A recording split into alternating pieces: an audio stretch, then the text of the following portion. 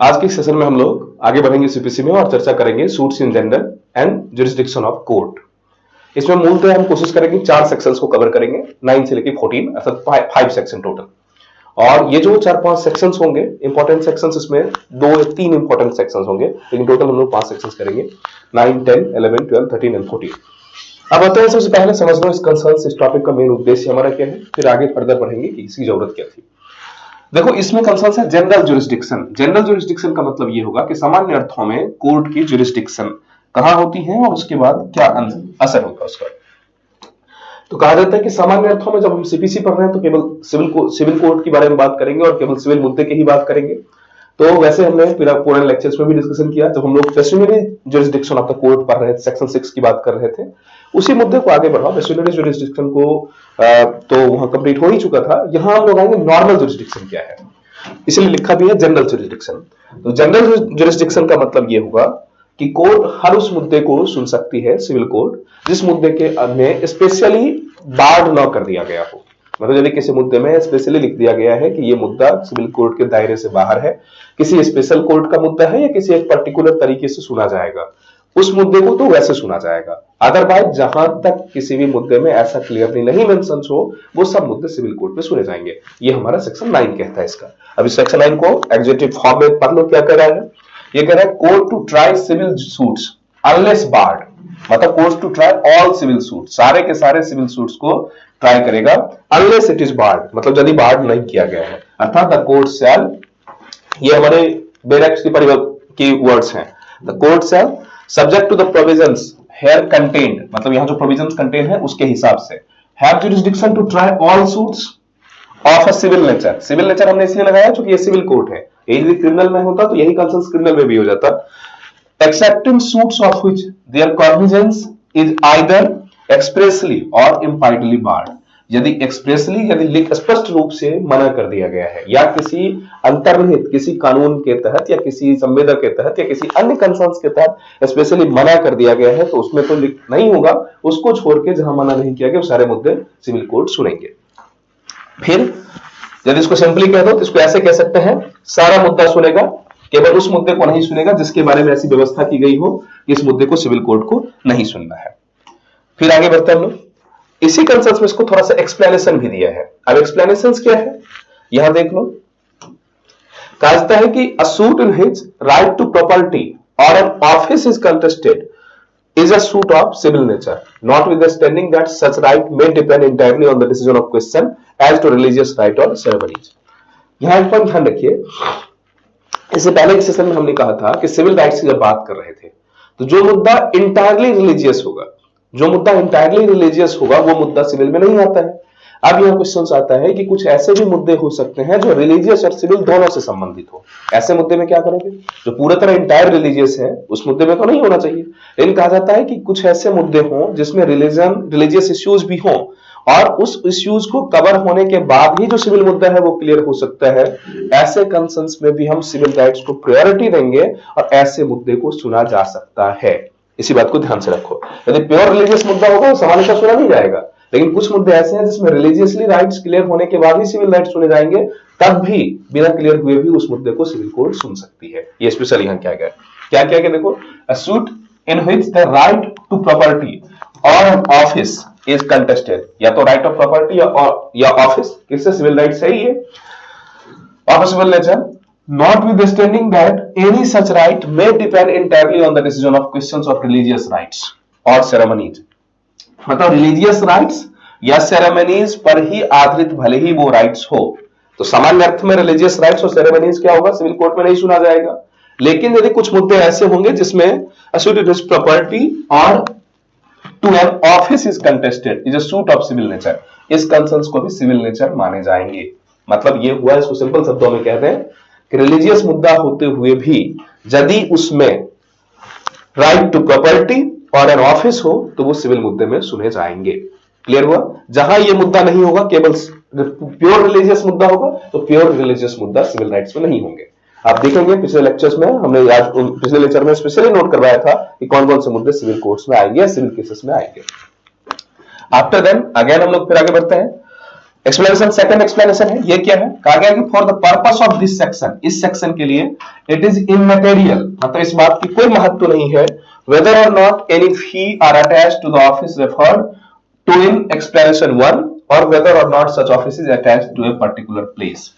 मतलब कहा जाता है कि इस मुद्दे को सुनवाई करने के लिए इस बात का कोई महत्व नहीं होगा या तो उस ऑफिस में, जिस ऑफिस से संबंधित बात है उसमें फीस दी गई या नहीं दी गई।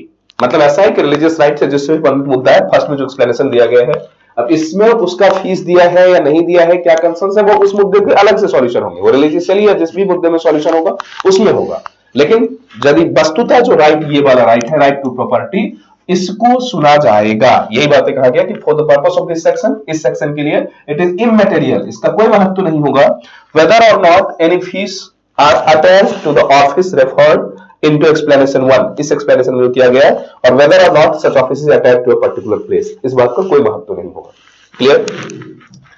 अब सेक्शन 10 पे आते हैं, ये हमारे लिए बहुत इंपॉर्टेंट सेक्शंस होंगे। पहले बात तो 9 में क्या था कि हर उस मुद्दे को कोर्ट सुन सकती है जिसपे क्लियरली बार्ड ना किया गया हो। अब प्रश्न जो सेक्शन 10 आता है, ये सेक्शन 10 कहता है stay of suit.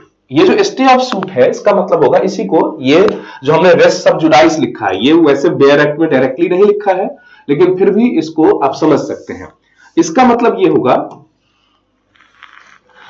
Stay of suit, stay of suit का मतलब होगा कि यदि किस मुद्दे में सूट को स्टे कर दिया जाएगा, सूट को लागू लाया नहीं जा सकता है, तो इसका क्रक्स समझ लो, फिर बैरक को पढ़ के फिर समझ लेंगे। कहा जाता है कि किसी भी मुद्दे में यदि एक मुद्दा यदि किसी कोर्ट में पहले से है, जो सक्षम कोर्ट हो, असक्षम है तब तो कोई मुद्दा नहीं है, यदि सक्षम कोर्ट में कोई मुद्दा सुनवाई हो रही है तो आप उसी मुद्दे को दूसरे कोर्ट में नहीं ला सकते। इसका कारण क्या है? इसका कारण क्या है कि यदि एक तो कई सारे नियम है हमारे यहाँ, एक बेसिक सा नियम ये है एक व्यक्ति को एक ही मुद्दे में अलग अलग जगहों पे नहीं सुना जाना चाहिए। ऐसा भी आपने सुना होगा ना, कुछ नेता होते हैं, अब कुछ नेताओं की कुछ विवादास्पद भाषण है, उसीलिए उस नेता पे बिहार में भी केस हो गया, झारखंड में भी हो गया, तमिलनाडु में भी हो गया, राजस्थान में भी हो गया। अब प्रश्न है कि एक ही मुद्दा है, एक ही मुद्दे के लिए यदि इन 4-4, 5-5 स्टेट्स में उस व्यक्ति को परस्यूट करोगे, तो उस व्यक्ति को यदि शूट करने में अकेला वो व्यक्ति कहां कहां जाके केस लड़ेगा, फिर तो उसकी सारी लाइफ ही खत्म हो जाएगी। इसीलिए कहा जाता है कि एक पर्टिकुलर मुद्दे में एक ही न्यायालय बात को सुनेगी। कई बार कंसर्न ऐसे होता है कि सारे न्यायालयों में भी सुनने की अधिकारिता होती है, इसलिए आपने देखा हो कई बार लोग सुप्रीम कोर्ट जाते हैं या हाई कोर्ट जाते हैं कि इससे संबंधित सारे मुद्दे को एक साथ करके एक पर्टिकुलर पॉइंट पे लाया जाए ताकि हम एक जगह सुनवाई हो। उद्देश्य इसका यह है स्टे ऑफ सूट का मतलब, जिसको हम लोग रेस सब जुडाइस भी कहते हैं। रेस सब जुडाइस का मतलब, रेस का मतलब जो है, और सब जुडाइस का मतलब सब्जेक्ट ऑफ जुडिशरी। जो मुद्दा जुडिशरी में पहले से है उस पर स्टे होगा, अर्थात एक कोर्ट में यदि कोई मुद्दा चल रहा है तो सेम मुद्दा को आप दूसरे कोर्ट में लेकर नहीं आएंगे। हाँ, इसके कुछ शर्त हैं कि क्या क्या शर्त है उसकी भी आगे चर्चा करवा लेंगे। अभी रेस सब जुडाइस का मतलब ये होगा कि वो मुद्दा जो पहले से सब जुडाइस है, जुडिशरी के अंदर में है, किसी कोर्ट में है चल रहा, उस मुद्दे में दोबारा केस नहीं होगा, दूसरी जगह पे सूट नहीं होगा। क्लियर हुआ? इसी कहते हैं स्टे ऑफ सूट, या इसी को रेस सब जुडाइस। रेस सब जुडाइस का मतलब, रेस का मतलब जो है, और सब मतलब सब्जेक्ट, और जुडाइस मतलब जुडिशरी। जो मुद्दा पहले से जुडिशरी में है उस मुद्दे को नहीं लाया जा सकता किसी दूसरे कोर्ट में। अब इसको थोड़ा सा हम लोग पढ़ लेते हैं। बैर एक्ट में क्या लिखा है इसके बारे में? लिखा है no court shall proceed with the trial, किसी कोई भी कोर्ट ट्रायल में प्रोसीड नहीं करेगा, आगे नहीं बढ़ेगा, of any suit in which, किसमें, in which the matter of issue is also directly and substantially. Directly and substantially का मतलब डायरेक्टली वो मुद्दा है, इनडायरेक्टली नहीं, ये ध्यान रखो। यहां डायरेक्टली और सब्सटेंशियली का मतलब मूल मुद्दा वही है जो इस मुद्दे में है, और ऐसा केस पहले से चल रहा है, तब किसी दूसरे कोर्ट में नहीं आ सकता है। हाँ, कुछ कुछ मुद्दे मिल रहे हैं, इससे कोई मतलब नहीं है। यदि कुछ मुद्दे ओवरलैप कर रहा है, इसका मतलब ये नहीं वो केस बार्ड होगा। यदि मूल मुद्दा ओवरलैप कर रहा है, सब्सटेंशियली कोई मुद्दा ओवरलैप कर रहा है, तो फिर पहली कोर्ट में जहां केस हुआ है वही मुद्दा सुना जाएगा, दोबारा केस नहीं कर सकते। अब यहां है issue is also directly and substantially in issue in a previously instituted suit between the same parties। ये भी ध्यान रखो स्पेशली, एक तो मुद्दा भी सेम होना चाहिए और मुद्दा सेम के साथ साथ पार्टी भी सेम होना चाहिए। ऐसा नहीं है कि एक ही मुद्दे पे हम और किसी दूसरे व्यक्ति के बीच में केस है तो पूरी दुनिया को हम रोक देंगे। दूसरे किसी व्यक्ति में सेम अधिकार के लिए लड़ाई हो सकती है, दैट इज डिफरेंट पार्ट। यहां मुद्दा भी सेम होना चाहिए, पार्टी भी सेम होना चाहिए। हाँ, अब पार्टी सेम में क्या होगा, मान लो पार्टी खत्म हो गया तो पार्टी के जो रिप्रेजेंटेटिव्स हैं वो हो सकते हैं, नहीं हो सकते, आगे इस सबकी भी चर्चा करवा लेंगे। अभी बेसिक सा समझ लो, मुद्दा भी सेम, पार्टी भी सेम होना चाहिए। previously instituted suit between the same parties or between the parties under whom they or any of them claim litigating under the same title. Same title का मतलब उसी मुद्दे पे where the suit is pending in the same or any other court in India. उस court में भी मुद्दा है तब भी नहीं, किसी अदर कोर्ट में भी मुद्दा है तब भी नहीं। हाँ, बस ये ध्यान रखना चाहिए वो जिस अदर कोर्ट में है वो कोर्ट सक्षम होना चाहिए, सक्षम न्यायालय की बात कर रहे हैं।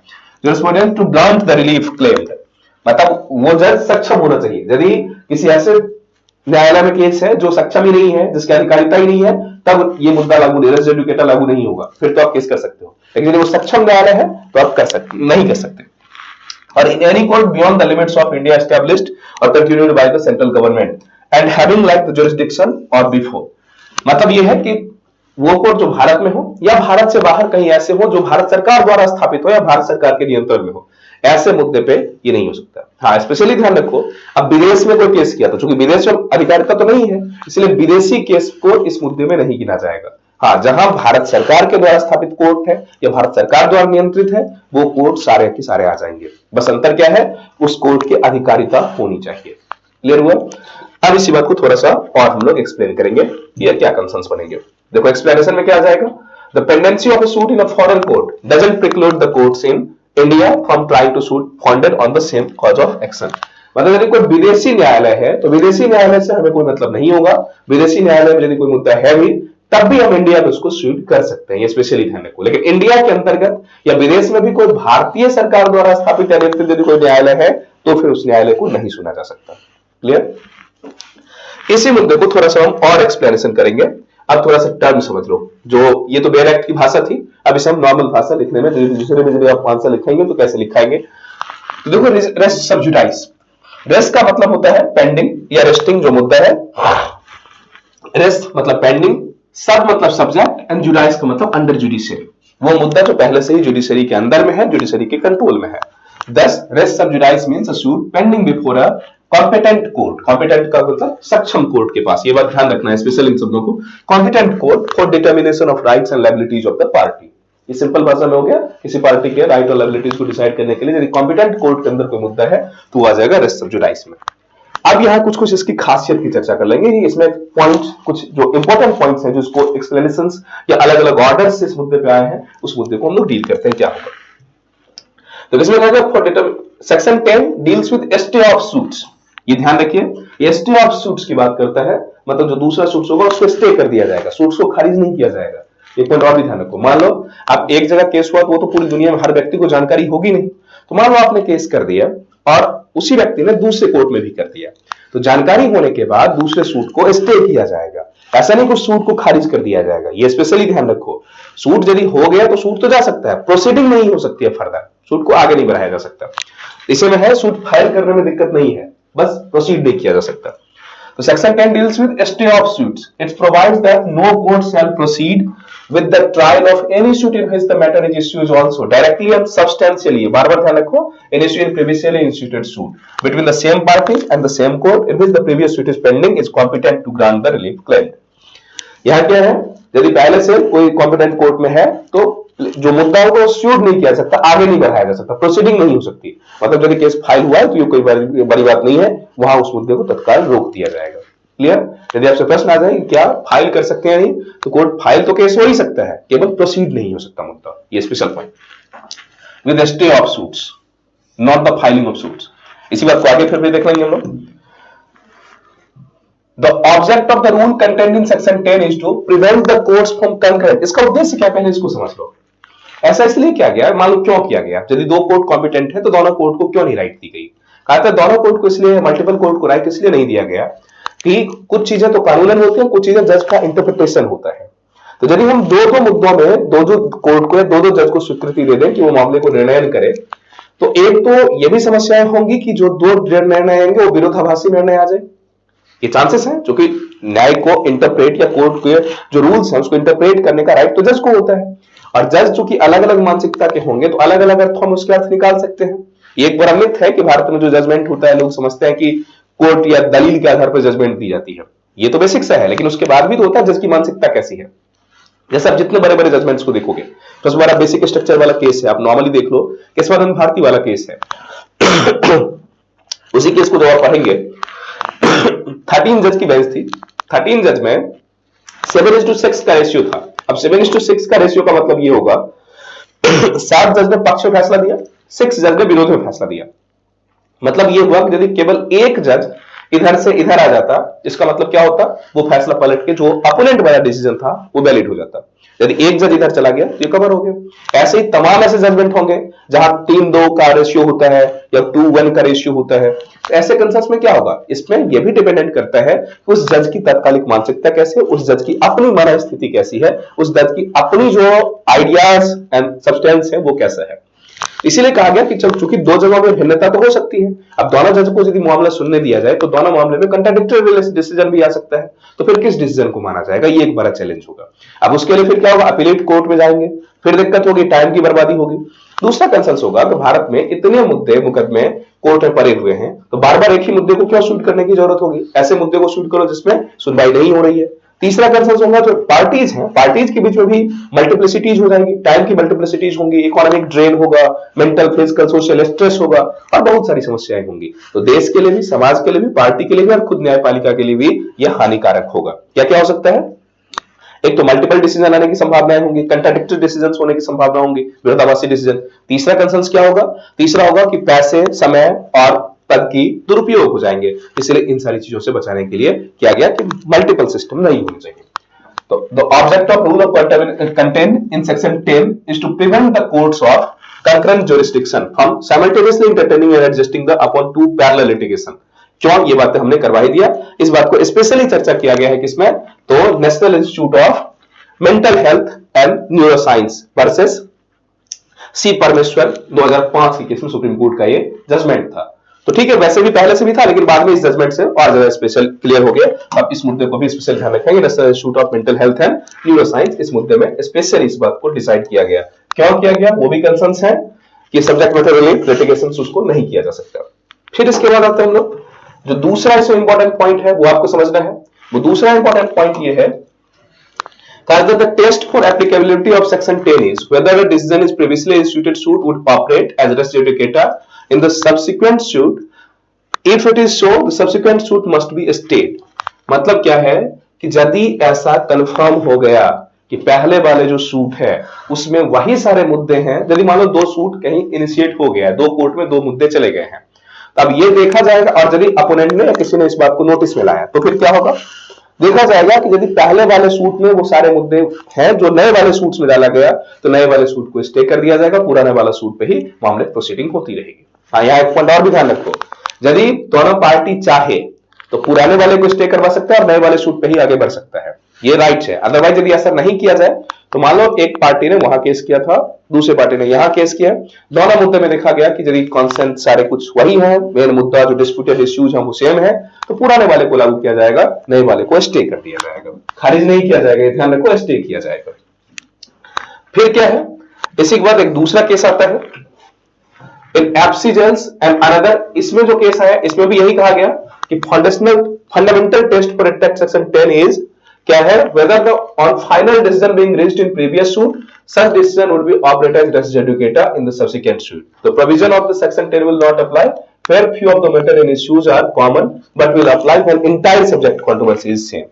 मतलब यहां इस बात को ऐसे समझो, जो इन एप्सिजेंस एंड अनदर है उस केस में ये कहा गया, जो जज सुप्रीम कोर्ट ने ये कहा कि दो मुद्दों में रेस एजुकेशन तभी होगा जब पूरा का पूरा इंटायर मामला सेम होगा। ऐसा नहीं कि कुछ मुद्दे ओवरलैप कर रहे हैं, तो कुछ मुद्दे आ रहे हैं इसीलिए रेस एजुकेशन का एप्लीकेशन नहीं होगा। स्टे ऑफ सूट या रेस एजुकेशन तभी होगा, दो कंसर्न हमने बताए थे पहले, एक तो पूरा का पूरा मुद्दा सेम होना चाहिए, दूसरा पार्टीज भी सेम होनी चाहिए।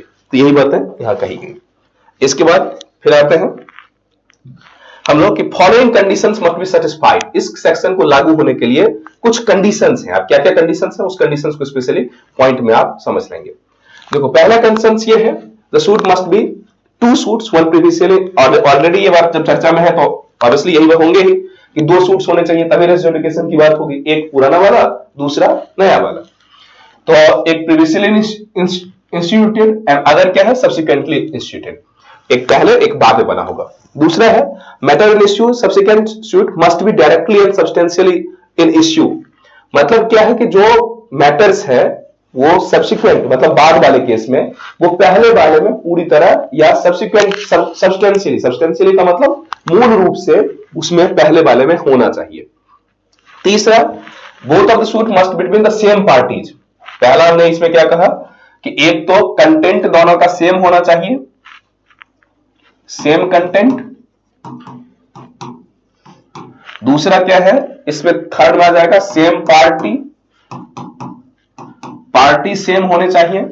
फिर इसके बाद क्या है चौथा में जो प्रीवियसली इंस्टीट्यूटेड कोर्ट है वो उसको सक्षम भी होना चाहिए। सक्षम होने का मतलब ये होगा, खास करके जो फोर्थ पॉइंट देखो, the previously instituted suit must be pending in the same court, या तो उसी कोर्ट में हो in which the subsequent suit is brought, और या तो उसी कोर्ट में है या in other court of India or in any court beyond the limit of India established or continued by central government or before the Supreme court.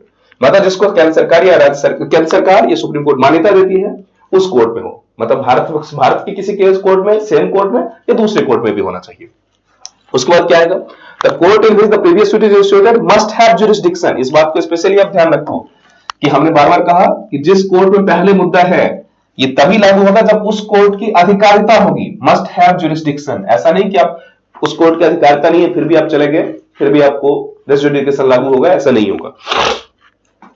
फिर उसके बाद क्या होगा, such parties must be litigating under same title same होना चाहिए both the suit as soon as above mentioned condition are satisfied a court cannot proceed with subsequently instituted suit। मतलब ये होगा यदि ऐसा हो गया तो subsequently instituted suit जो बाद वाला सूट है उसको स्टे कर दिया जाएगा। एक क्लियर पॉइंट, यदि नोट करना हो तो कर लेंगे, अदरवाइज सीधा हमने इसका समरी बता ही दिया। अब यह कुछ और इंपॉर्टेंट पॉइंट है इसके साथ, स्पेशली इसको ध्यान रखो। Section 10 applies to suit and appeals. ये ध्यान रखो, ये हमने अभी बताया था, ये applies to suits and appeal but not an application. Application अलग अलग दिए जा सकते हैं, एप्लीकेशंस में हो सकता है। एप्लीकेशंस मतलब किसी छोटे मुद्दे को तत्कालिक सुनवाई की जरूरत होती है। सूट का मतलब एक प्रमुखतम जो विवादास्पद मुद्दा है उसके लिए सूट डाली जाती है, जहां बहुत सारे राइट्स और लायबिलिटीज आदि का निर्धारित करना हो। इन कुछ छोटे मुद्दे होते हैं जहां किसी तात्कालिक प्रोसीजरल इश्यूज होते हैं, उसके लिए एप्लीकेशंस दिए जाते हैं। तो एप्लीकेशंस वाला जो सेक्शन है, एप्लीकेशंस पे लागू नहीं होगा, लेकिन केवल और केवल किस पे लागू होगा, सूट्स एंड अपील पे। सूट्स एंड अपील पे लागू होगा, एप्लीकेशंस पे लागू नहीं होंगे, इस बात को स्पेशली ध्यान रखो। फिर क्या है, सेक्शन 10 प्रोवाइड करता है कि there is no bar of the powers to Indian court to try subsequently instituted suit if the previously instituted suit is pending in foreign court. इसका मतलब ध्यान रखो, हमने भी एक्सप्लेनेशन में तो बता ही दिया था वहां कि यदि विदेश में कोई मुद्दा है विदेशी कोर्ट में तो ये बार नहीं करता है। क्यों? क्योंकि उससे हमें कोई संबंध नहीं है, ये ऑलरेडी डिस्कशन है ही। इसके बाद फिर क्या है, सेक्शन 10 का जो ऑब्जेक्ट है उसका उद्देश्य क्या है, उद्देश्य यह है कि जो फ्रिवोलस लिटिगेशन है, मतलब जो गलत लिटिगेशन है वो नहीं होना चाहिए।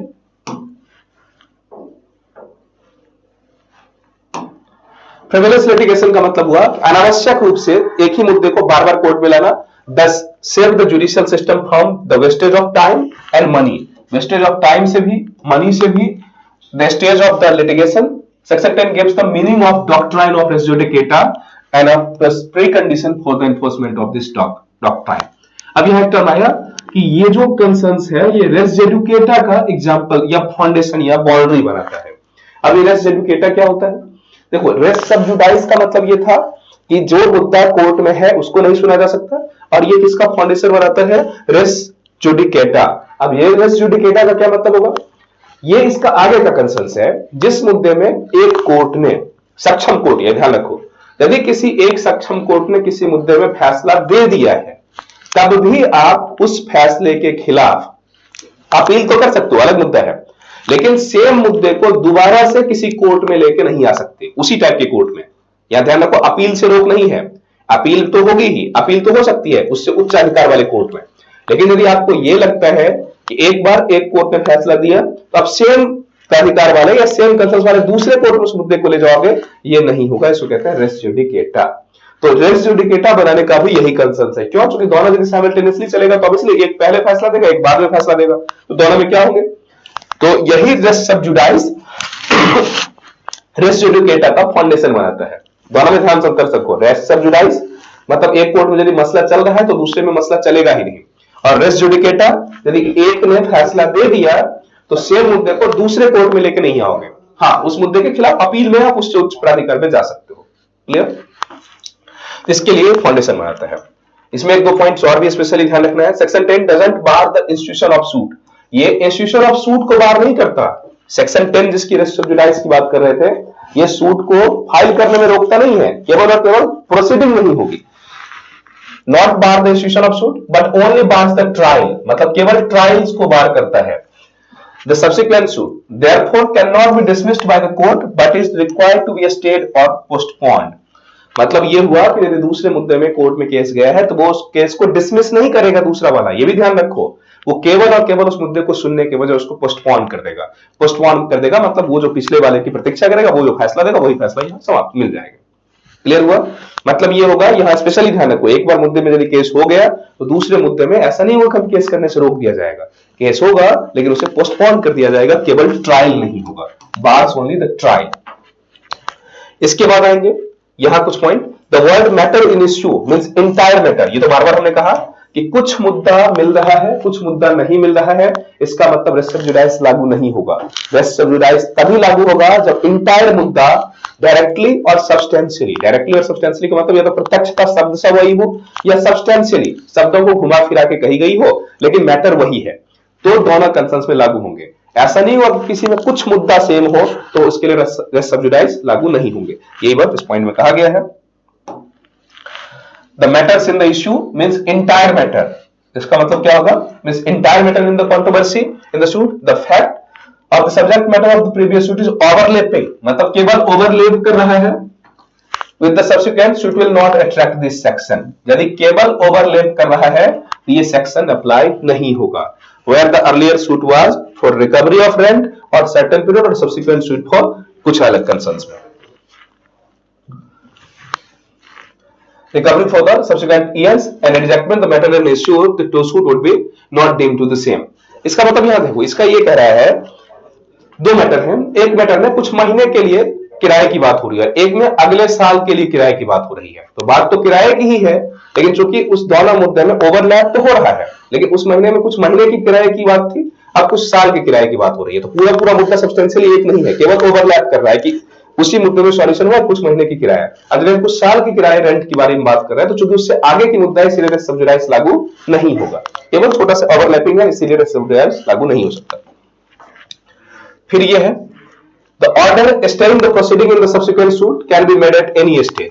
मतलब ये भी हो सकता है कि कोर्ट को तो पहले से पता नहीं होता है, तो यदि मानो किसी भी स्टेज में मामला सुनवाई पे है और किसी भी स्टेज पे यदि ये पता चला कि वो मुद्दा पहले से किसी कोर्ट में चल रहा है, तो किसी भी स्टेज में, यहां तक कि फैसला सुनाने का टाइम आ गया है तब भी किसी भी स्टेज में रेस्ट ऑफ जुडाइस लागू हो सकता है। मतलब जो नया वाला कोर्ट में जहां सुनवाई चल रही है उसको रोका जा सकता है।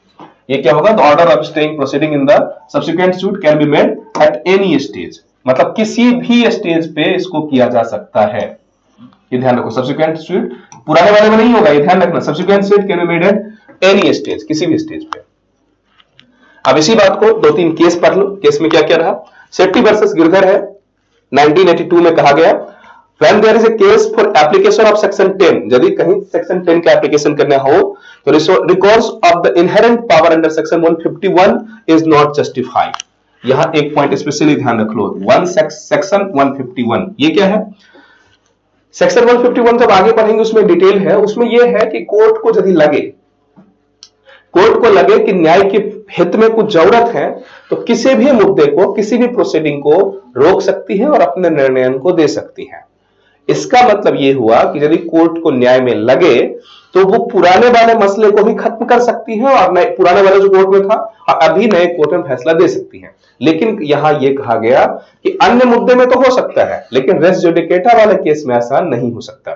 मतलब यदि हायर अथॉरिटीज है उसको लगे कि लोअर कोर्ट में कुछ मुद्दे हैं उसको रोक के तत्काल फैसला देना है, वो दे सकती है।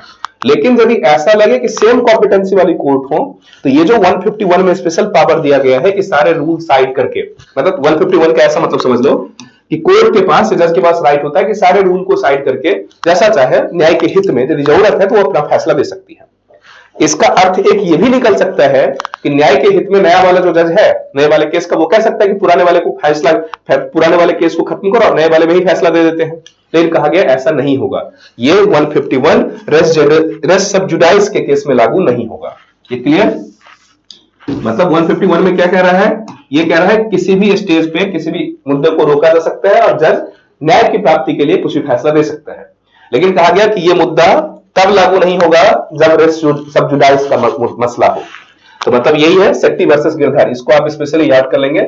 इस केस में कहा गया when there is a case for the application of section 10, यदि रेस सब जुडाइस वाला मुद्दा हो सेक्शन 10 का, recourse to the inherent power under 151, मतलब 151 के अंदर जो जज के पावर है, inherent power, is not justified, ये वाला मुद्दा जस्टिफाइड नहीं होगा। However, where the provision of section 10 don't strictly apply, हाँ, लेकिन यदि प्रोविजन 10 स्ट्रिक्टली अप्लाई नहीं होता, स्ट्रिक्टली अप्लाई का मतलब प्रोविजन 10 क्या कह रहा है?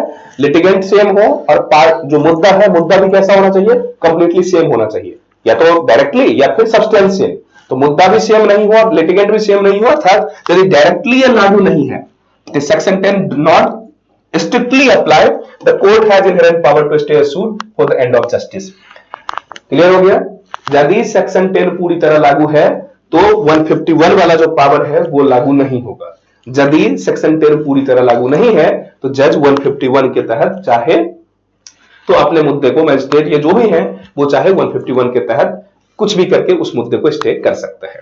ये क्लियर हो गया? इसका मतलब सेक्शन 151 कब अप्लाई होगा? सेक्शन तभी अप्लाई होगा 151 जब जो सेक्शन 10 अप्लाई नहीं हो रहा हो। जहां 10 अप्लाई हो रहा हो तो इस सेक्शन का एप्लीकेशंस नहीं होंगे। क्लियर? उसके बाद एक दूसरा केस हम लोग करते हैं इसी बात पे, मनोहर लाल सेठ वर्सेस हीरालाल में, ये 1962 का केस था। इस केस में ये कहा गया the provision of section 10 don't become inapplicable in a court holding that previously instituted suit in vexatious suit और has been instituted in the violation of the terms of the contract between the parties. यहां एक point specially आप फिर से ध्यान रखोगे। अभी वाले केस में क्या कहा कि जहां सेक्शन 10 पे लगेगा, सेक्शन 10 लागू होगा, रेस सब जुडाइस लागू होगा, वहां 151 के तहत जो कोर्ट राइट थी कोर्ट को, वो राइट लागू नहीं होगा। लेकिन इसी कंसर्न्स को आगे बढ़ाते हुए इस केस में कहा गया, मनोहर लाल वर्सेस हीरालाल में, इसमें यह कहा गया किसी मुद्दे को कि यदि किसी तरीके से बाद में पता चल जाए कि जो प्रीवियस केस है वो या तो झूठे तरीके से फंसाया गया था, गलत केस था, या वो केस ऑथेंटिक नहीं था, गलत तरीके से हुआ था, ऐसे कंसर्न्स में रेस सब जुडाइस लागू नहीं होगा। क्लियर? क्योंकि ऑलरेडी हमने कई बार कहा यदि ऑथेंटिसिटी होगी उसकी तभी वो लागू होगा 10 वाला, नहीं तो नहीं होगा। तो यही बात ये कहता है कि the previously section 10 don't become inapplicable, यदि ये इनएप्लीकेबल नहीं होगा on the court holding that previously don't become inapplicable, क्या है? Court holding the previously instituted suit is vexatious suit और has been instituted in violation of the term of contract between parties. यदि contract between parties में जो contract था उसके violation से, या जो इसका कंसर्न्स थे वो वैक्सीशियस था।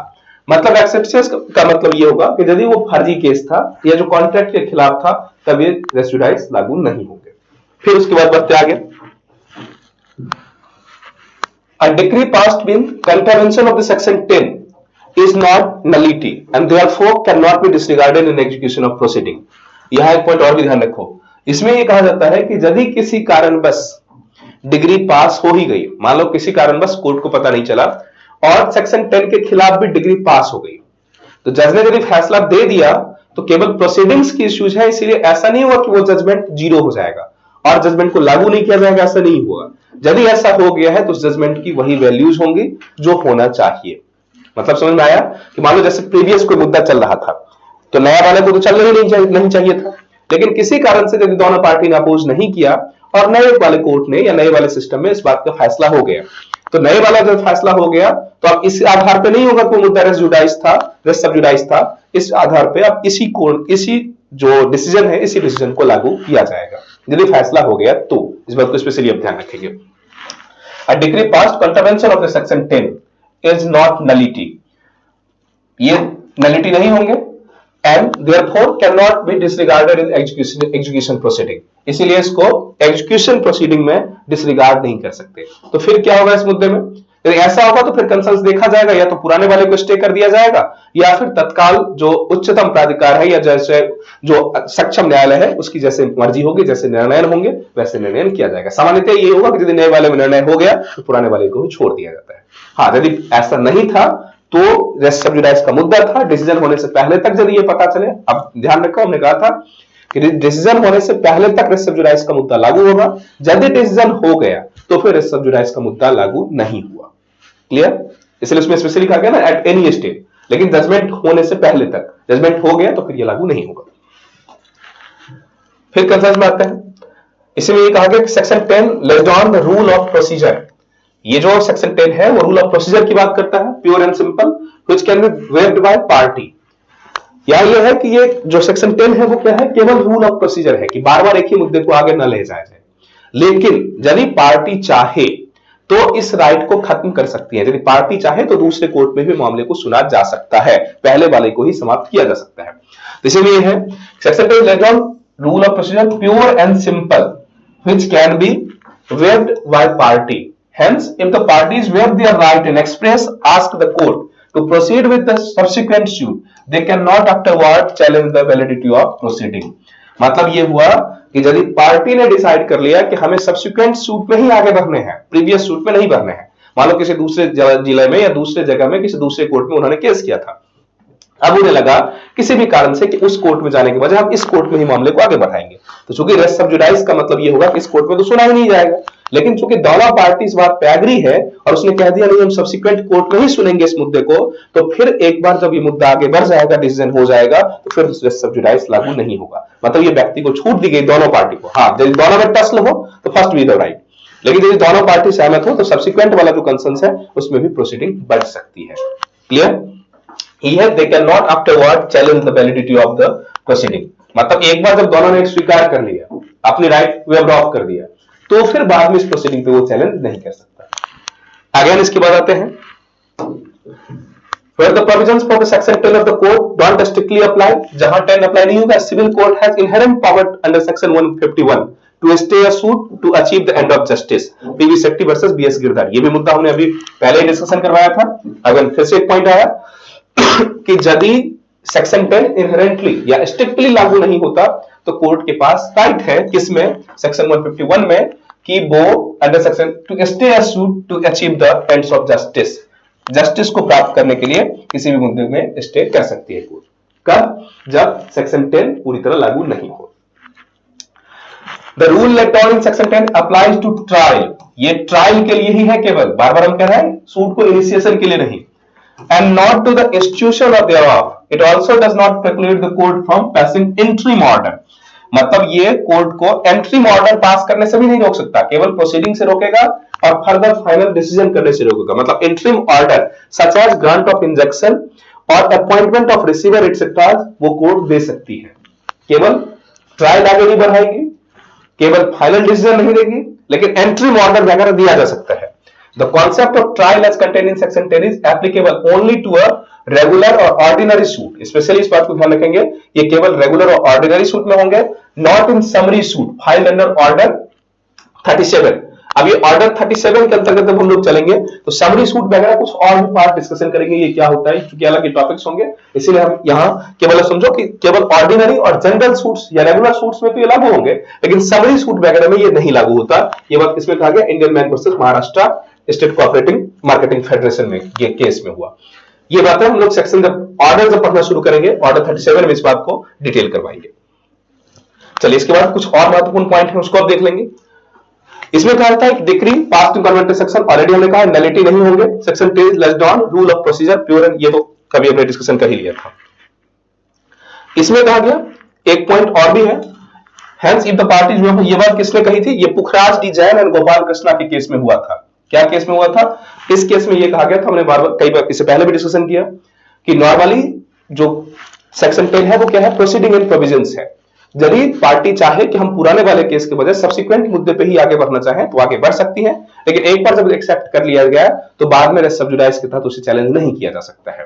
ये बात किसमें कहेगी, पुखराज डायन वर्सेस गोपाल कृष्ण, ये 2004 में सुप्रीम कोर्ट का स्टेटमेंट था। अब यहां हम लोग आते हैं सेक्शन 11।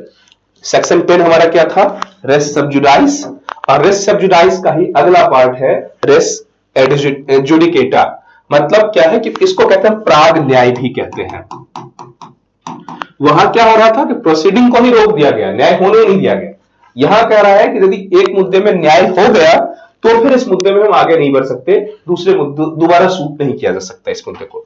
तो पहले इसको हम एक बार डायरेक्ट को पढ़ लें, फिर आगे बढ़ेंगे। डिफरेंस दोनों में समझ लो। वहां रेस सब्जुडाइस, मुद्दा भी कोर्ट में ही चलने नहीं दिया गया। यहां कह रहा है एक मुद्दा में पहले ही फैसला हो चुका है, अब उसके खिलाफ आप दोबारा मतलब अपील में तो जा सकते हो, लेकिन सेम मुद्दे को सेम टाइप के कोर्ट में लेके नहीं जा सकते। इसको पढ़ो, ये क्या है। No court shall try any suit or issue in which the matter directly और सब्सटेंशियली, तो हमेशा ही है an issue has been directly or substantially an issue in formal suit between the same parties or between the parties under whom they and their claim litigating under the same title। मतलब एक ही बात बार बार आ रहा है। in court competent to try, जो court competent था, subsequent suit in which issues has been subsequently raised and has been heard and finally decided by such court। यदि पहले ही उस कोर्ट को सुन लिया गया, पहले इस मुद्दे को सॉल्व कर लिया गया, तो किसी भी कोर्ट में उस मुद्दे को दोबारा नहीं सुना जाएगा। ठीक है, वहां क्या था, प्रोसीडिंग नहीं किया जाएगा। 11 में कहा जाता है जो डिसाइड हो गया है उसे सुना नहीं जाएगा। क्लियर। अब इसी बात को थोड़ा सा एक्सप्लेनेशन इसमें दिया गया है। तो इसमें 7-8 एक्सप्लेनेशन, महत्वपूर्ण एक्सप्लेनेशन दिए गए हैं। थोड़ा इन एक्सप्लेनेशन को भी पढ़ लो, फिर हम लोग इसको समराइज शूट कर लेंगे क्या क्या कंसर्न होंगे। पहला एक्सप्रेशन ये है, the expression former suit shall denote. Former suit का क्या मतलब, जो पहले का सूट है, which has been decided prior to the suit in question whether it is not instituted or prior thereto। इसका मतलब ये ध्यान रखो, रेस सब्जुडाइस में हमने क्या किया था, रेस सब्जुडाइस में हमने ये कहा था कि जो बाद पहले आया है, मतलब जो मसला कोर्ट में पहले आया है उसको लागू किया जाएगा, और जो बाद में आया है उसको स्टे कर दिया जाएगा। ये बात रेस सब्जुडाइस में था। लेकिन वहीं एक पॉइंट हमने और भी देखा कि यदि ऐसा कंसर्न हुआ कि इस बात पर किसी ने प्रश्न नहीं उठाया कि ये मुद्दा रेस सब्जुडाइस का है या नहीं है, और दोनों ही मुद्दे में सॉल्यूशन हो, आज प्रोसीडिंग आगे बढ़ती चली गई। फाइनल ये हुआ कि यदि बाद वाले जो केस हुआ था उस बाद वाले में फैसला आ गया, तो हमने क्या कहा था, फैसला तो लागू होगा नहीं, फैसला पे रेस सब्जुडाइस लागू नहीं होगा, उसी फैसला को लागू करना होगा, पुराने फैसले को ही रोक देना होगा। तो यही बात ये कहता है आगे बढ़ के कि हम इस बात का ध्यान नहीं रखेंगे कि कौन सा केस पहले हुआ था, हम ध्यान ये रखेंगे कि किस कोर्ट में फैसला पहले आया है। क्लियर हुआ। रेस सब्जुडाइस में केस पहले कौन हुआ, इस मुद्दे की बात की जाती है, और इस रेस जुडिकेटा का मतलब ये होगा कि फैसला किस में पहले आया है। अर्थात ये हुआ कि यदि रेस सब्जुडाइस का मुद्दा नहीं उठाया गया और फैसला उस कोर्ट ने ही पहले दे दिया जिसमें बाद में केस आया, तो अब वो फैसला खत्म नहीं होगा, अब वही वाला फैसला लागू होगा और पुराना वाला जो केस अभी चल ही रहा है उसे ही रोक दिया जाएगा। क्लियर हुआ ये मुद्दा। यही बात कह रहा है, पहला एक्सप्लेनेशन में ये बता रहा है, the expression former suit shall not denote a suit which has been decided prior to shall denote a suit which has been decided prior, मतलब उस सूट को फॉर्मर माना जाएगा जो पहले ही डिसाइड हो गया, चाहे वो पहले ही, मतलब वो सूट पहले ही हैज बीन डिसाइडेड प्रियोर, जो पहले डिसाइड हो गया, to a suit in question whether or not it was instituted prior thereto. मतलब ये होगा कि वो पहले लाया गया था या नहीं लाया गया था, ये प्रश्न नहीं है, जिस केस में पहले फैसला आया वो हो जाएगा फॉर्मर। अर्थात भले ही बाद में केस किया गया था लेकिन फैसला पहले आ गया, तो जो पुराना वाला केस है उसे स्टे कर दिया जाएगा। क्लियर हुआ ये मुद्दा। तो दूसरा एक्सप्लेनेशन इसका क्या कह रहा है, दूसरा एक्सप्लेनेशन ये कह रहा है, for the purpose of this section the competence of a court shall be determined irrespective of any provision as to right of appeal from the decision of the court। मतलब ये हुआ इस सेक्शन के लिए द कोर्ट कॉम्पिटेंस कौन होगा, determine irrespective of any provision as to right of appeal from the decision of such court। मतलब ये होगा इसमें हम उस कोर्ट की बात करेंगे जो कॉम्पिटेंस होंगे, इसके लिए irrespective of, इसमें कोई महत्व नहीं होगा, अपील और डिसीजन ऑफ सच कोर्ट क्या होगा, इससे कोई महत्व नहीं होगा। For this purpose section competence of court, मतलब कोर्ट की कॉम्पिटेंस कैसे डिसाइड करेंगे, मतलब कोर्ट के अधिकार था, shall be determined irrespective of, इससे हमें कोई मतलब नहीं रखना है, of any provisions to a right of appeal from the decision of such court. इसके अपील में क्या होगा इससे हम संबंध नहीं रखेंगे, हम केवल और केवल इस पे ध्यान रखेंगे जिस कोर्ट ने पहले फैसला दिया है। फिर आएगा एक्सप्लेनेशन थर्ड में आया, matter about referred must be in the former suit पुराने वाले सूट में have been allegedly by one party and either denied or admitted expressively or impolitely by other। Farmer suit में क्या होना चाहिए? फॉर्मर सूट में दोनों व्यक्ति पे जो आरोप लगा है या जो विवादास्पद मुद्दा है या एक व्यक्ति के द्वारा जो आरोप लगाए गए हैं उसमें दूसरे व्यक्ति द्वारा या तो उसको खंडन किया गया हो या स्वीकार किया गया हो, तभी इसका मतलब होगा कि फॉर्मर सूट रहा है। यदि मान लो सेकंड पार्टी ने उस आरोप को ना तो एक्सेप्ट किया ना तो डिनाई किया, इसका मतलब उसको इस बात की जानकारी नहीं है, इसका मतलब ये नहीं होना चाहिए। मतलब इसका उद्देश्य ये है कि दोनों ही पार्ट्स, दो सूट्स हैं, दोनों सूट्स एक ही टाइप के होंगे, इसीलिए फॉर्मर सब्सिक्वेंट होंगे। एक ही साइड टाइप के सूट्स हैं, कैसे डिसाइड किया जाएगा? ऐसे डिसाइड किया जाएगा जब पहले सूट में भी और इस सूट में वही बातें हैं जिस बात में पहले सूट में चाहे तो उसका जो अपोनेंट था या तो उसने एक्सेप्ट किया या एक्सेप्ट नहीं किया था। मतलब बेसिक सा ये समझ लो, वो सारे आरोप, वो सारे इश्यूज, सारे विषय से सहमत दोनों को पता था। सहमति और सहमति अलग बात है। हम तभी मानेंगे कि इस कोर्ट में मान लो आप और ये दो व्यक्ति अलग अलग केस लड़ रहे हो, तो दोनों व्यक्ति में आरोप जो लगाया गया तो या तो आप उससे सहमत होंगे या नहीं होंगे। आखिर ये तो पता था कि इस मुद्दे में इन मुद्दों पे सुनवाई हुई है, तो यदि ऐसा है और इस मुद्दे में इस कोर्ट में भी यही है तो फॉर्मल वाला माना जाएगा। क्लियर हुआ? इसी में यही कह रहा है, allegedly one party and either denied or admitted expressly or impliedly by the other। मतलब दूसरे पार्टी को भी उससे पता होना चाहिए। फिर इसके बाद आया चौथे एक्सप्लेनेशन में, यह ये इंपॉर्टेंट एक्सप्लेनेशन, इसको स्पेशली ध्यान रखोगे। Any matter which might and ought, वो हर मुद्दा जो उठाया जा सकता था। एक ही केस में और भी कुछ मुद्दे होते जो उठाया जा सकता था। Might and ought have been made ground of the defence और अटैक, मतलब एक ही मुद्दे में जो या तो आप डिफेंस करने के लिए या अटैक करने के लिए जो भी मुद्दा उठा सकते थे in former suit shall be deemed to have been matter directly and subsequent substantial in issue in such suit. मतलब ऐसा नहीं होगा कि पुराने मुद्दे में, कई बार होता है ना कि पुराने मुद्दे में जिन मुद्दों को हमने उठाया अब डायरेक्टली इसमें कुछ मुद्दे मेंशंस नहीं है, इसको लेके हम नए मुद्दे पे लेके चले जाएंगे, ऐसा नहीं होगा। यदि ऐसा पता चला कोर्ट में या जज को ऐसा लगा कि ये मुद्दे भले ही डायरेक्टली नहीं उठाया गया लेकिन मूल रूप से उस टाइम में उठाया जा सकता था, तो फिर भी यदि आपने नहीं उठाया, चाहे आप डिफेंस के हो या प्लीडर या वादी हो या प्रतिवादी हो, यदि आपको जज को लगता है कि जो मुद्दा अभी नए सूट में उठा रहे हो वो पुराने में भी उठाया जा सकता था, तो इसका मतलब हुआ कि वो आपने नहीं उठाया, इसका मतलब आप जानबूझ के डिनाई किए, इसका मतलब नए सूट की इजाजत नहीं दी जाएगी। ये क्लियर हुआ? मतलब इसको फिर से समझ लो, ऐसा कि वो हर मुद्दा सॉल्व समझ लिया जाएगा जिस मुद्दे पे आप बहस कर सकते थे, चाहे तो डिफेंस में या अटैक में। आपने नहीं किया, इसका मतलब हुआ वो मुद्दा सॉल्व हो गया, चाहे जैसे भी सॉल्व हुआ। आपको चांस था, तब टाइम था, आपने नहीं किया तो आपका वो चांस मिस हो गया। क्लियर? तो यही बातें कही गई। Any matter which might and ought have been made ground of defence और अटैक, या तो आप डिफेंस कर सकते थे या अटैक कर सकते थे, वादी या प्रतिवादी जो भी होता, in such former suit shall be deemed to have been matter directly और substantially issued in such suit. मतलब वो था, वो मुद्दे को सॉल्यूशन हो गया। क्लियर? इसको पांचवें एक्सप्लेनेशन में आओ। इसमें यह कहा जाता है every relief claimed in the plant में बाद में जो भी रिलीफ मांगा गया था, जो भी बाद में जो रिलीफ मांगी गई थी, which is not expressly granted by the decree, मतलब वो सारी बातें जो आपने मांगा था, जिस मुद्दे पे राहत मांगा था, shall for the purpose of this section deemed to be have been refused. मतलब ऐसा हुआ कि कुछ उस मुद्दे में आपने जो जो राहत मांगी थी, जो जो चीजें मांगी थी, उस पर कोई जज ने कोई जजमेंट नहीं दिया या कोई फैसला नहीं दिया। फैसला दे दिया तो क्लियर ही हो गया। यदि फैसला नहीं भी दिया गया तो इसका मतलब यह हुआ कि उस बात को रिफ्यूज कर दिया गया। ऐसा नहीं कि उस पर चर्चा नहीं दिया गया तो अगली बार फिर से कोर्ट में आ जाएंगे। यदि आपने मांग की थी और वो मांग पे जजमेंट में कुछ क्लियर नहीं किया गया, कुछ नहीं कहा गया, तो इसका मतलब हुआ कि वो रिफ्यूज कर दिया गया, मतलब उसको डिनाई कर दिया गया। क्लियर? फिर इसके बाद हम लोग आएंगे एक्सप्लेनेशन 6 में आते हैं। यदि कोई पर्सन लिटिगेट कर रहा है, कंसर्न ऐसे होते हैं, कुछ राइट्स या कुछ रिलीफ आपको व्यक्तिगत भी चाहिए होता है और सामूहिक भी चाहिए होता है, या 4-5 लोग मिलकर करते हैं। इस कंसर्न में आता है कि जो फैसला होगा तो एक व्यक्ति के साथ साथ जिनको भी रिलीफ चाहिए था उन सब पे वो मान्य होगा। यदि मान लो कोई प्राइवेट राइट्स और पब्लिक राइट एक साथ आ गए और आपने केस किया, उस बाद में जो भी रिजल्ट आएगा तो जिसको भी उससे फायदा मिल सकता था वो सब उसी में मिल जाएंगे, मतलब वो बाद फैसला सबके लिए मान्य हो जाएगा। उस सारे मामले में कोई भी व्यक्ति केस दोबारा नहीं ला सकता। इसको ऐसे समझ लो, where person litigate bona fide in respect of a public right. Public right का मतलब या तो लोक अधिकार or private right claimed in common for themselves, अपने लिए भी और अदर्स के लिए कॉमन था और तब उसने केस किया था। All the person interested in such right shall, जो भी लोग उसमें इन्वॉल्व थे, मान लो यदि एक व्यक्ति है, बहुत सारे लोगों का राइट, एक व्यक्ति ने केस किया, तो कहा गया जो फैसला होगा वो उन सब व्यक्ति पे लागू होगा, उन सब व्यक्ति के लिए वो मुद्दा सॉल्व हो गया।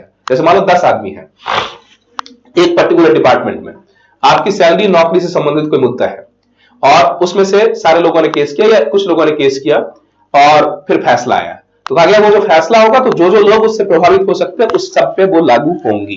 क्लियर हुआ? फिर यहां आएगा नेक्स्ट एक्सपेंशन में, कहता है provision of this section shall apply to proceeding for the execution of decree and references in this section to any suit issue or former suit shall be constructed in reference respectively. मतलब जो भी इस मुद्दे में respect की हम बात करेंगे वही मुद्दा है कि पहले वाले में जब भी रेफरेंसेस होंगे तो जो सूट फॉर्मर था तो फॉर्मर के लिए, जो कॉन्सिक्वेंशियली था वो कॉन्सिक्वेंशियल सूट के लिए हो जाएंगे। इस तरह ये सारे एक्सप्लेनेशंस कंप्लीट हो गए। अब यहां हम लोग लौटते हैं, कहता है डॉक्ट्राइन ऑफ रेस जुडिकेटा। अब इसको थोड़ा इसी जो 8 एक्सप्लेनेशंस है उस एक्सप्लेनेशंस को हम लोग समझने की कोशिश करते हैं डिटेल में कि क्या होता है। देखो बेसिक सा सामान्य अर्थों में यदि हम बात करें, वो तो पूरा हमारा बेयर एक्ट था, बेयर एक्ट के बाद उसको नॉर्मल समझते हैं क्या होता है। कहता है जो डॉक्ट्रिन ऑफ रेस जुडिकेटा है ये सेक्शन 11 सीपीसी में तो है ही,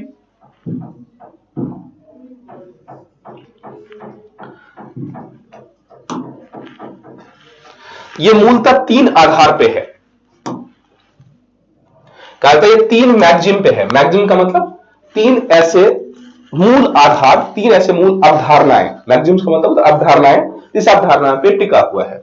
वो क्या क्या है? तो सबसे पहले कहा जाता है कि जो भारत में कंसर्न्स, 3 कंसर्न्स क्या क्या होंगे। कहता है no man should be vexed twice for the same cause. एक ही कारण के लिए एक व्यक्ति को दोबारा आप सू नहीं कर सकते। पहला नियम, ये जनरल नियम है, इन 3 नियम पे रेस जुडिकेटा लागू है। पहला ये कह रहा है एक ही मुद्दे पे बार बार या 2 बार किसी व्यक्ति को सजा नहीं हो सकती, दोबारा किसी व्यक्ति को कोर्ट में नहीं ले जा सकते, दोबारा प्रोसीडिंग नहीं कर सकते। पहला क्या कह रहा है, वेक्स्ड ट्वाइस, मतलब एक ही व्यक्ति को दोबारा आप नहीं कर सकते एक मुद्दे पे। It is the interest of state that there should be end of litigation. राज्य के हित में भी है कि एक ही मुद्दे पे बार बार लिटिगेशन नहीं किया जाए, बार बार विवाद नहीं किया जाए, क्योंकि राज्य में इतने लाखों करोड़ों मुद्दे हैं उसको सुना जाए। यदि बार बार हम इसको ऐसा नहीं लागू करेंगे तो एक ही मुद्दे पे लोग बार बार केस करेंगे।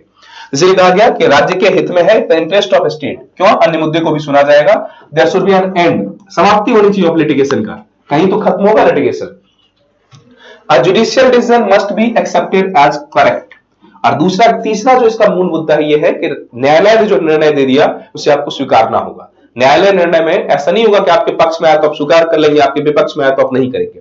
तो न्यायालय का निर्णय स्वीकार्य होना चाहिए, न्यायालय पे विश्वास होना चाहिए, इसीलिए जज ने जो फैसला दिया वो आपको एक्सेप्ट करना होगा। दूसरा मैगजीम कौन सा है इसमें कि एक लिटिगेशन का एंड होना चाहिए, फैसला हो गया तो हो गया। और तीसरा मैगजीम क्या है इसमें कि किसी भी मुद्दे पे एक ही व्यक्ति को एक ही मुद्दे के लिए दोबारा सूट नहीं किया जा सकता, दोबारा पनिश नहीं किया जा सकता। क्लियर हुए? इसी को भारत में पुराने जमाने में कहा जाता था प्राग न्याय। प्राग न्याय का मतलब इसको कहा जाता था प्राग न्याय का सिद्धांत। मतलब एक बार जो पहले ही न्याय हो चुका है उसमें बार बार आगे नहीं बढ़ना है। कहा जाता principle of res judicata is founded in ancient Indian principle of prag nyaya. मतलब पुराने भारतीय परंपरा में ये प्राग न्याय का सिद्धांत आता है। प्राग न्याय सिद्धांत का मतलब जो न्याय पहले से हो गया तो एक बार हो गया तो हो गया, प्राग न्याय का सिद्धांत भी कहते हैं रेस जुडिकेटा को, प्राग न्याय का सिद्धांत। फिर हम लोग आएंगे, ये किसमें है, ये पब्लिक के हित में तो है ही, पब्लिक कंसर्न्स में। फिर देखते हैं conditions for applicability of doctrine of res judicata. Res judicata के कंसर्न्स में देखते हैं कि क्या क्या एप्लीकेबिलिटी, क्या क्या कंसर्न्स हो सकते हैं, किस आधार पर हम देख सकते हैं ये लागू होगा। तो कुछ बेसिक सा चीज है, अभी तक जितना हमने डिस्कशन किया उसी को शॉर्ट फॉर्म में कर लेंगे। इसमें क्या कहा जाता है, कब लागू होगा, the matter must be directly and substantially in issue in the two suits, दोनों सूट्स में इश्यू सेम होना चाहिए, पार्टी सेम होना चाहिए, ये कॉमन ही बातें हैं। Prior suit must have been between the same parties और पर्सन, पहले तो मुद्दा सेम होना चाहिए, पार्टी भी सेम होना चाहिए। Such party must have litigate under same title, same title के तहत उन्होंने केस किया था। The court which determine earlier suit must be competent to later suit. मतलब यह है कि जो पुराना वाला कोर्ट में जो फैसला किया था वो कॉम्पिटेंट होना चाहिए। कॉम्पिटेंट का मतलब उसे सक्षम न्यायालय होना चाहिए, अक्षम न्यायालय नहीं होना चाहिए। Subject to the provision content explanation 8 में। फिर उसके बाद आएगा एक्सप्लेनेशन 8 जो है अभी हमने वहां चर्चा की थी, उसमें इस बात की डिटेल किया गया था। फिर क्या है, the question directly and subsequently in issue in the subsequent suit. बाद वाला जो सूट है उसमें जो क्वेश्चंस है should have been heard and finally declared in earlier suit। मतलब जो अभी बाद वाला जो केस करने जा रहे हो उसमें जो भी मुद्दा है उसको फाइनल रूप से तार्किक रूप से उसको सुन लिया गया है और उस पर फैसला दे दिया गया है, तभी ऐसा होगा। यदि मान लो उस मुद्दे को नहीं सुना गया है, फैसला नहीं दिया गया है, तब तो किया जा सकता है। ये बात है सैयद मोहम्मद सलाई वर्सेस हफीना केसेस में ये बात कही गई थी कि मतलब जो पुराने मुद्दे उठे गए थे उसमें जो नए मुद्दे हैं, नए केस में जो मुद्दे आ रहे हैं, उन सारे मुद्दे को प्रॉपरली पुराने केस में सुना जाए गया होना चाहिए। फिर हम लोग चर्चा करते हैं। देखो जो रेस जुडिकेटा क्वेश्चंस है ये लॉ और फैक्ट दोनों पे आधारित है। ये क्या क्या है, तो कहा जाता है कि जो दोनों ही कंसर्न्स हैं ये लॉ और फैक्ट मतलब कानून के दृष्टिकोण से भी और फैक्ट के दृष्टिकोण से भी, तार्किक रूप से भी वो सही होना चाहिए, पुराने मुद्दे में सॉल्व हो जाना चाहिए और फैक्चुअल मुद्दे में भी पुराना सॉल्व हो जाना चाहिए। तो ये क्या है, question of res judicata is a mixed question of law and fact. Law and fact का ये मिक्स्ड क्वेश्चन होना चाहिए। ये है मतलब इसमें केवल फैक्ट्स नहीं है। फिर उसके बाद आते हैं Satyendra Kumar and others, Rajnath Dubey and others में 2016 में इस बात पर चर्चा की गई कि क्या किया गया, एक तो फॉर्मर सूट एंड एरनस डिसीजन, मतलब ये फॉर्मर सूट ऐसा डिसीजन है जो सही नहीं है, has been delivered on the pure question of law, it will not operate as res judicata in the subsequent suit. इस बात को स्पेशली ध्यान रखो। कहा जाता है यदि पुराने केस में एरनस डिसीजन दिया गया, एरनियस डिसीजन का मतलब यह होगा कि कानून की गलत व्याख्या या कानून की गलत तरीके से हैज बीन डिलीवर्ड, निर्णय गलत दिया गया है, तो रेस जुडिकेटा नहीं होगा। ये तो हमने कई बार चर्चा की, यदि गलत तरीके से कोई फैसला आएगा तो फिर उस फैसले के खिलाफ आप जा सकते हैं। तो रेस जुडिकेटा तभी होगा जब कानूनन फैसला दिया गया होगा। यदि एरनियस डिसीजन दिया गया है तो उस पर लागू नहीं होगा। इस बात को स्पेशली आप ध्यान रखेंगे।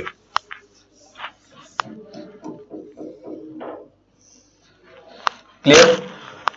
फिर उसके बाद एमएस क्वासिक कूप एवं बिल्डिंग सोसाइटी में क्वेश्चन ये आया था, it was held that doctrine of res judicata is not confined to a decision in a suit but applies to a decision in other proceeding as well as it also not confined to the limits prescribed in section 11 of the code of civil procedure. That is, the underlying principle of this doctrine is that there should be finality in litigation.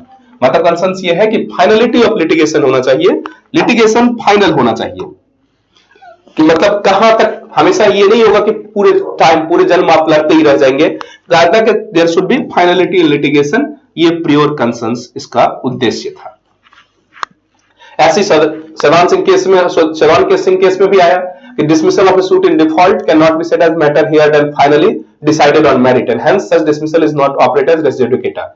मतलब इसमें इस case में क्या है, Shaivan and Singh and टेरियो Kumar case में, इस case में यह कहा गया इस केस में यह कहा गया the dismissal of the suit in default में यदि गलत तरीके से इसको सुन लिया गया, can not be said a matter heard and finally decided.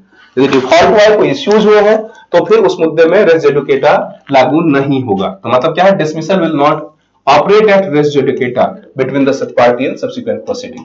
ये भी क्लियर। फिर सोल्यूशन नंबर में आया, the court considered the purpose of the amendments and introduction of explanation 8। Explanation 8 में जो भी हमने डिस्कशन किया, it was asserted that no doubt main body of section 11 is not amended। मतलब ये होगा कि पूरा जो एक्सप्लेनेशन हमने पढ़ा था उन सारे एक्सप्लेनेशंस के साथ साथ इसको कवर करना है। ये ऑलरेडी हम लोग एक्सप्लेनेशन 8 कर ही चुके हैं। फिर यहां आएंगे हम लोग कुछ अलग टर्म आएंगे। तो एक टर्म आता है constructive res judicata. Constructive res judicata का मतलब, इससे बेनिफिट्स क्या है, कंस्ट्रक्टिव वेज क्या है, कंस्ट्रक्टिव रेस जुडिकेटा। ये एक्सप्लेनेशन 4 में वहां कर ही दिया गया है, फिर भी हम यहां एक बार डिस्कशन करते हैं, इंपॉर्टेंट पॉइंट्स हैं। तो any matter which might and ought have been withdrawn, already हमने डिस्कशन कर दिया वो सारे मुद्दे जिन मुद्दे को आप एक्सप्लेन कर सकते थे, उठा सकते थे अपने डिफेंस में या अपने अटैक में, आपने नहीं उठाया, इसका मतलब ही आपके चांस लूज हो गए, अब वो मुद्दा दोबारा नहीं उठाया जा सकता। स्पेशली इस पॉइंट को ध्यान रखो, ये कई बार एग्जाम्स में आते हैं कि वो सारे मुद्दे सॉल्व मान लिए जाएंगे जो उस टाइम में आप उठा सकते थे लेकिन आपने नहीं उठाया। फिर उसके बाद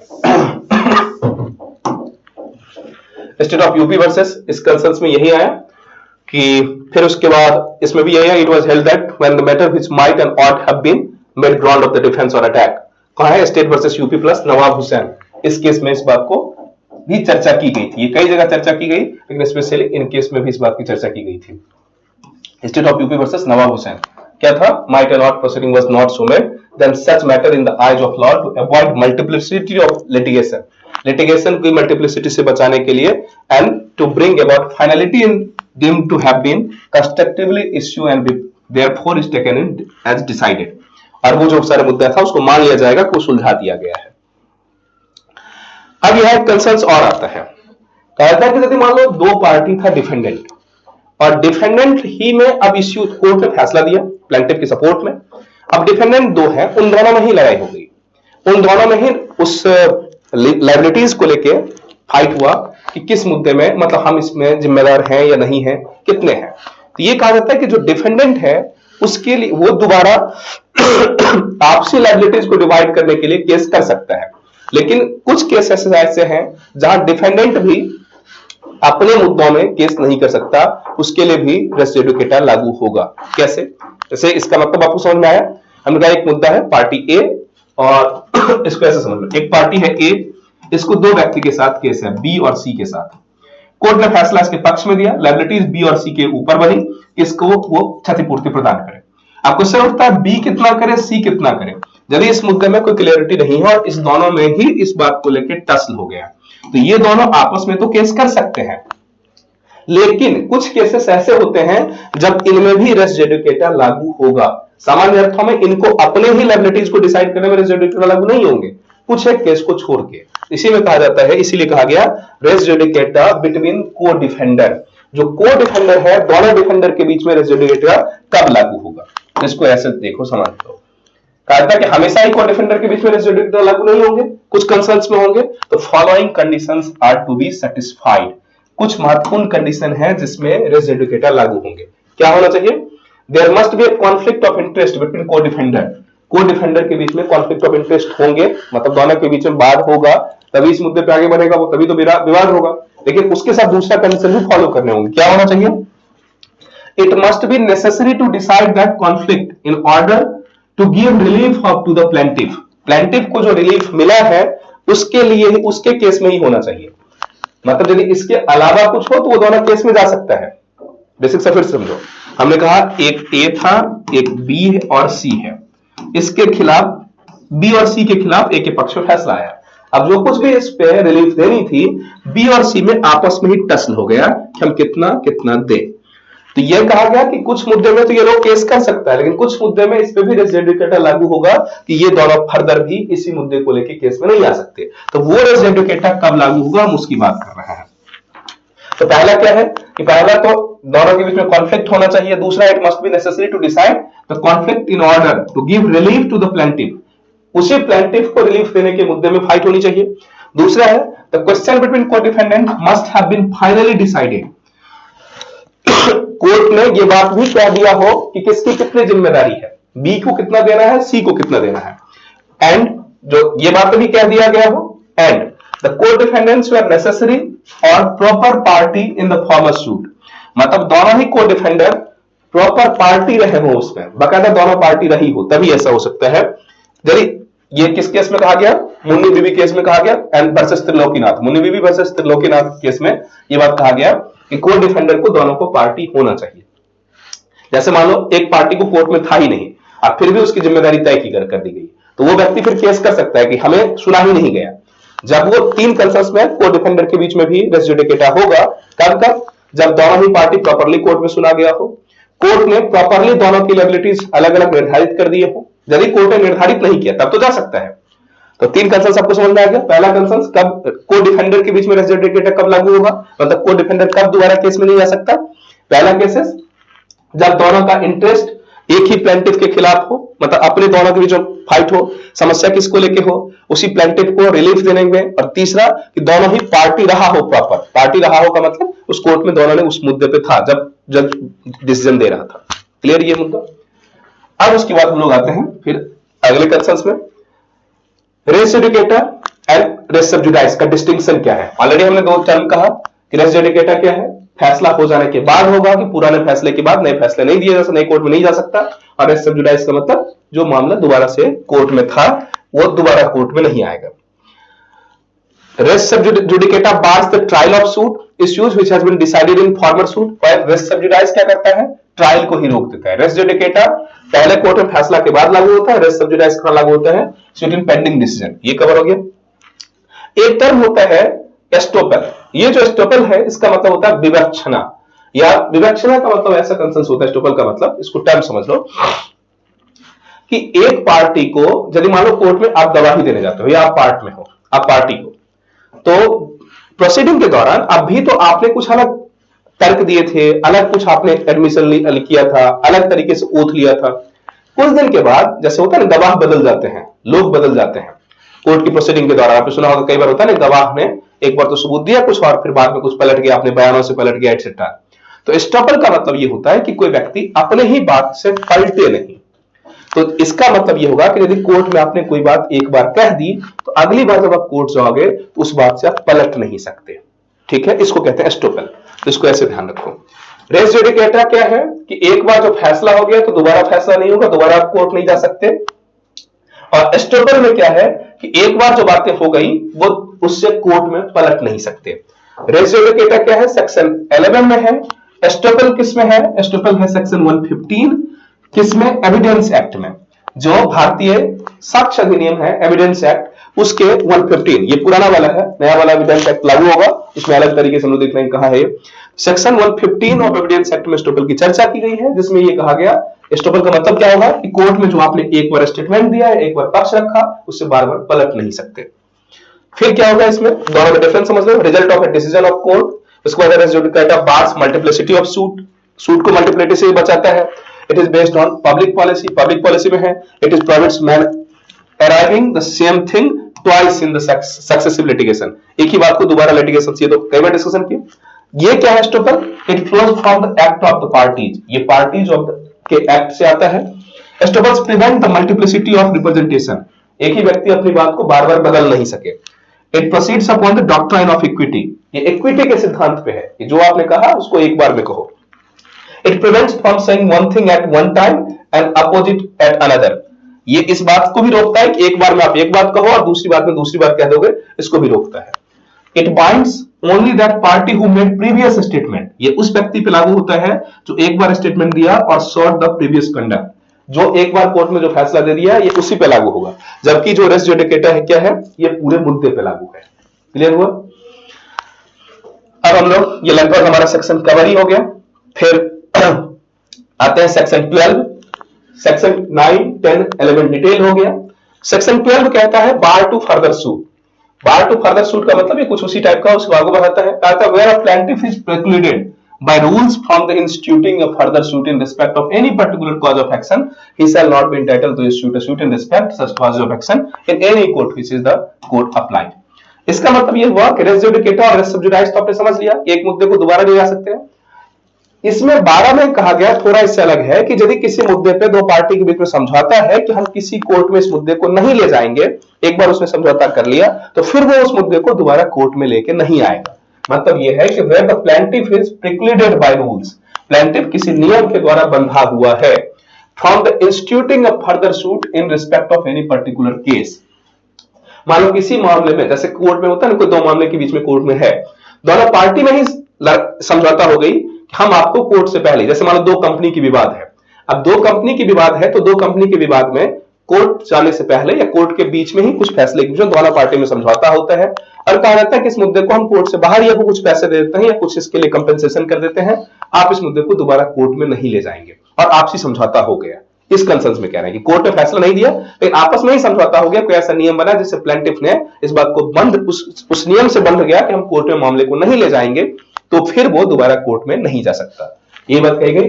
Where the plaintiff is precluded by rules from instituting a further suit, किसी नियम से बंधा हो कि फर्दर सूट नहीं कर सकता, in respect of any particular cause of action, he shall not be entitled to institute a suit in respect of such cause of action in any court which this court apply। मतलब उस court में जो भी लिखा होगा कि इसके बाद हम केस नहीं कर सकते तो फिर वो केस नहीं करेगा। ये थोड़ा सा अंतर है रेस सब्जुडाइज और रेस जुडिकेटा से। क्लियर हुआ? इसके बाद हम लोग बात करते हैं जो सेक्शन 13 है। सेक्शन 13 कह रहा है when the foreign judgment is not conclusive, हम विदेशी जजमेंट को कंक्लूसिव कब नहीं मानेंगे। कहा था foreign judgment shall be conclusive as to any matter thereby directly educated upon between the same party. यदि सेम पार्टीज के बीच में है तब तो फॉरेन जजमेंट को हम लोग एजुकेटिंग मानेंगे, लेकिन कुछ ऐसे केसेस होंगे जहां फॉरेन जजमेंट को हम नहीं मानेंगे, तो वो क्या क्या केस होंगे, क्या क्या कंडीशन होंगे। तो कहा जाता है 3 4 5 कंडीशंस है जिस कंडीशन में फॉरेन जजमेंट को कोई महत्व नहीं दिया जाएगा। तो कहा था where it has not been pronounced by court of competent judiciary, मतलब यदि वो कॉम्पिटेंट जुडिशियरी द्वारा नहीं दिया गया है। Where it has not been given the merits of the case, यदि केस के मेरिट पे फैसला नहीं दिया गया, मतलब फॉरेन कोर्ट की डिसीजन कब लागू नहीं होंगे। वैसे सामान्य अर्थ में क्या होता है कि फॉरेन कोर्ट में यदि कोई डिसीजन दे दिया गया तो उससे हम एक रेफरेंस तो लेते ही हैं, पूरी तरह भले ही नहीं माने एक रेफरेंस ले लेते हैं, लेकिन ये कहता है कब हम फॉरेन कोर्ट का रेफरेंस भी नहीं लेंगे। तो कब कहा गया कि जब वो कोर्ट उस where it has been pronounced by court competent jurisdiction, मतलब जब कॉम्पिटेंट जुरिस्डिक्शन के द्वारा नहीं फाइल किया गया, ऑर्डर दिया गया हो। दूसरा है where it has been given by merits of the case, merit of the case पे नहीं दिया गया हो। where it is appears on the face that proceeding to be founded on incorrect view of international law, यदि अंतरराष्ट्रीय नियम के incorrect view पे आया हो तब भी इसको नहीं दे सकते। where the proceedings in which judgment was obtained are opposed to the natural justice, यदि प्राकृतिक न्याय के खिलाफ को निर्णय हो, ये बेसिक सही है। where it has been obtained by fraud, यदि फ्रॉड से मिला हो।